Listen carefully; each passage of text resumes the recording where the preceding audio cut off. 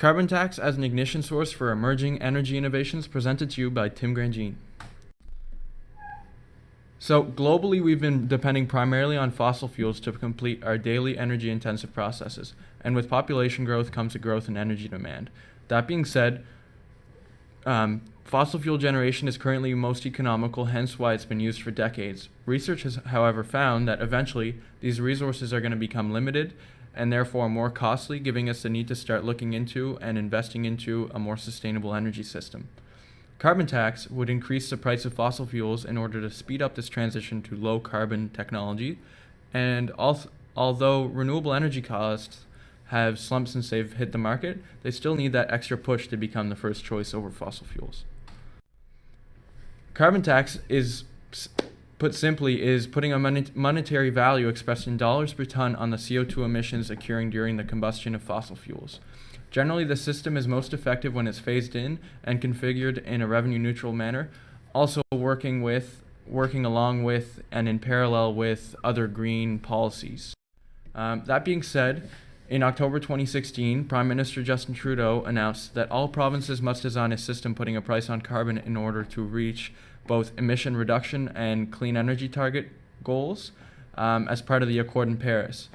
Now, he's benchmarked the restrictions for the tax plans, but he's given provincial government the freedom to construct the plans, and provided that they are up and running by 2018.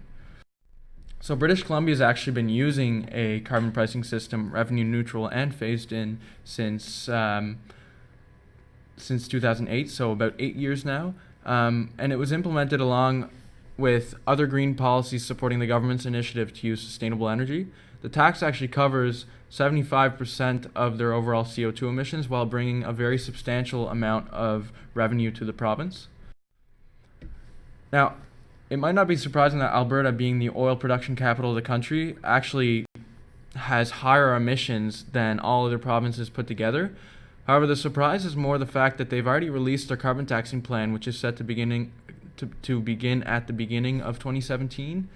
And the projected revenues already been portioned out to specific areas, which will accelerate a transition to sustainable energy, creating jobs and altering the way they use and consume and generate energy there.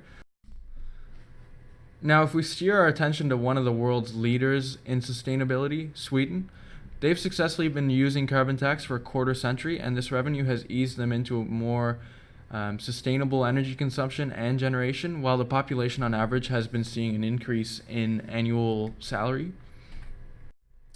Australia, however, has failed to stick to their carbon taxing plan, which was actually repealed by new government in 2012 because it was ruled destructive to their economy.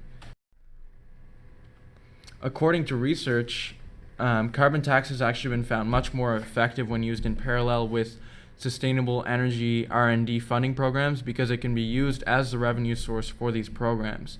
I've already mentioned renewables have become cheaper since their inventions, but according to the National Research Council, funding these technologies so they can further be explored and therefore perfected would make them affordable and make them the primary choice. Now, what they really need, these technologies, can kind of be broken down into three parts. So first, we need to upgrade our power grid to accommodate these distributed generation sources. We also need to increase their efficiency to further decrease their installation costs, and we also need to develop a low-cost, reliable, and safe energy storage option. And the revenue, what I'm proposing is that the revenue generated from a carbon tax can easily support the financing of these necessities. So, having gone over the government's duty, we can't ignore the fact that the population's concern is important in democracy as well, and people have to be on board. So a successful carbon tax would also have part of its revenue redistributed to the people in the form of incentive programs to create both demand for alternative energy and also assisting low to mid-income families in the form of rebates so that they can adjust to this. So overall, for a quick recap, carbon tax is really essential to transitioning to a sustainable energy industry and reaching emission reduction goals. Everyone's got to be on board, however, and that includes government, industry, and residents on the whole spectrum. And the multi-million-dollar potential of carbon tax should be properly redistributed to assist emerging technology implementation in both creating demand and conducting research. got to say today. I appreciate you for taking the time of watching this video. And that'll be it.